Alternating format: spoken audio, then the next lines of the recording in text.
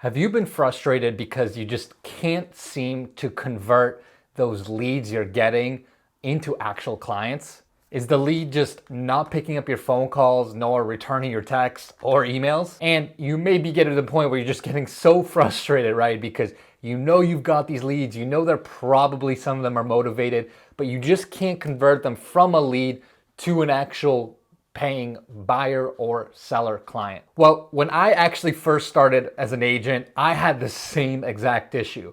I had leads from Facebook ads, I had leads from PPC, Google PPC ads.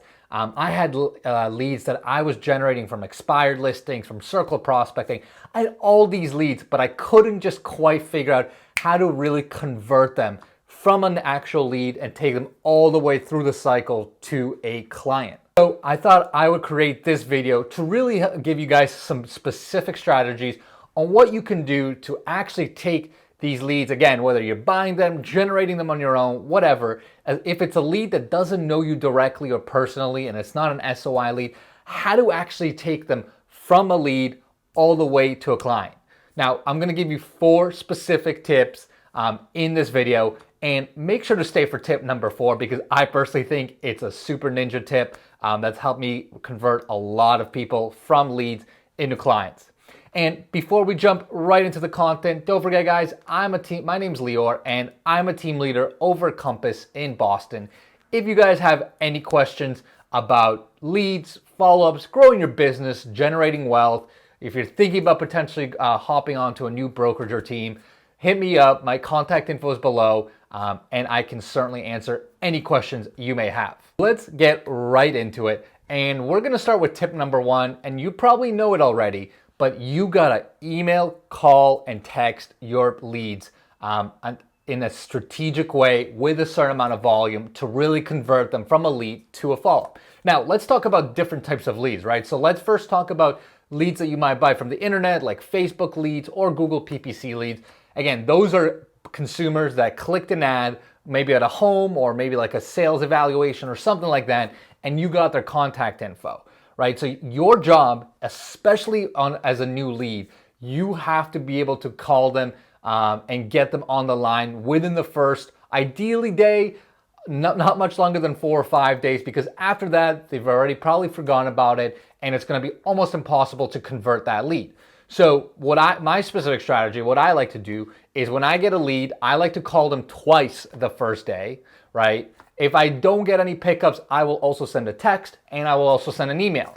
Then if I still don't get any response that day, I will go from day 2 to day 3 to day 4 and day 5. So I'm gonna go the next 4 days up to day 5 and basically every day send them another call and send them another text. Now, you might be thinking, is that overkill? Is that too much? And here's the deal, guys. I mean, like I said, after that 5th day, 6th day, whatever, you can look up the statistics. The chances of you converting that lead is so incredibly low. So it is absolutely imperative that you guys hammer those leads because you're paying for them, right? You're spending money on Facebook ads, on Google PPC ads. You gotta hammer those leads and create a conversation within those first number of days, or else that lead is just gonna forget about you. Now, let's say you've actually already had a conversation with that lead, whether again, it's Facebook, PPC, I'll even include if you're calling expired listings or circle prospecting. What you'll notice is a lot of these clients aren't, or leads, I should say, aren't actually ready to do business today, right? I mean, again, it's pretty well known, internet leads are typically 6 to 12 months out from being ready to buy or sell, and that's almost always been the case with all of the leads I bought. And same thing with expired and circular prospecting, right? You may have a great conversation with them, but it's unlikely they're gonna be doing business for at least probably 90 days. Usually it's closer to 6 months or so. So you gotta have a schedule, right? Where you put them on a schedule and actually communicate with them at least once a month, right?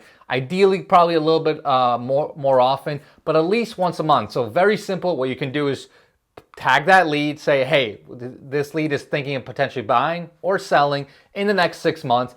I gotta be able to communicate them, give them a call or shoot them a text at least once a month and just touch base. And these conversations don't have to be anything, fancy. Super simple script. Hey Joe, we talked last month. I just want to check in, see if you're still thinking about buying in the next couple months. Great. Let me give you a super quick update of the market. It's been on fire. Everything, is going over ask. Boom, done. You spend about a minute to 2 minutes on the phone with these leads.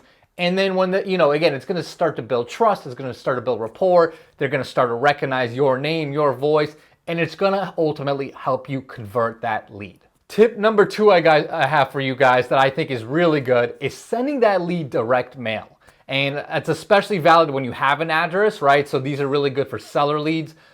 Sometimes when you get buyer leads, you may know the prospect address depending on depending on the lead type and the service provider of the lead.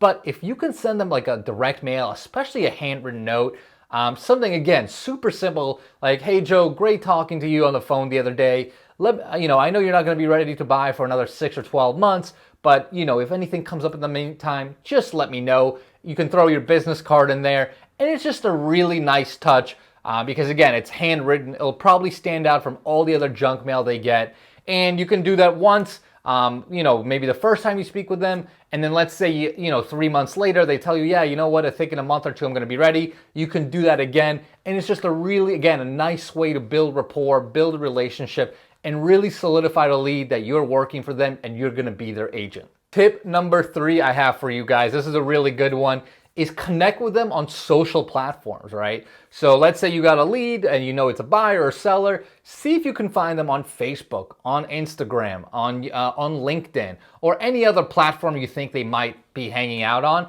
And the reason you want to do this is because this is kind of like a passive way of nurturing your lead, right? So like, let's say for example, you're able to find a buyer on Instagram, you follow them, they follow you.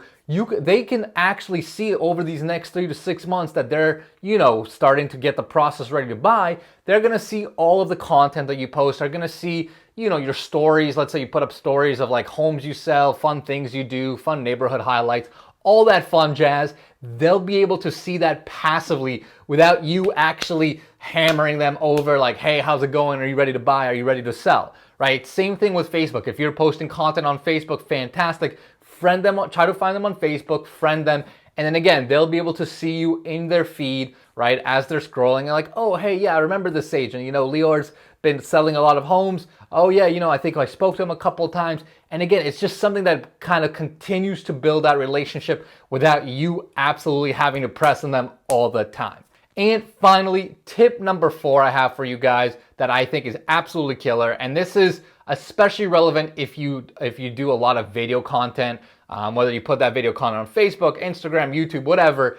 I would actually send that video content on text and on email, right? Because having phone conversations and having text conversations is great, but nothing really helps build a connection like putting an actual face to the name, right? So what I've done is I would actually, after talking to a new lead, whether again, Facebook, PPC, even expired cold call that I would do, I would literally text them, "Hey, this is Lior, great speaking with you." And then I would also just send them a quick video, right? I would send them a video on either a specific neighborhood, if that's something we talked about. Maybe I'd give them a video on my buyer guide that's on my YouTube channel, and just say, "Hey, Joe, by the way, this will be great content for you as you're prepping up. It'll teach you more about the buying process." And it just helps them. Not only is it educational content or content that's like fun, but again, it puts a face to the name, continues to build that relationship without you having to hammer them all the time. So those are some of the strategies I've implemented. It's the email, phone, text, it's the direct mail, it's the connecting on social, and then actually sending them video content on email and text.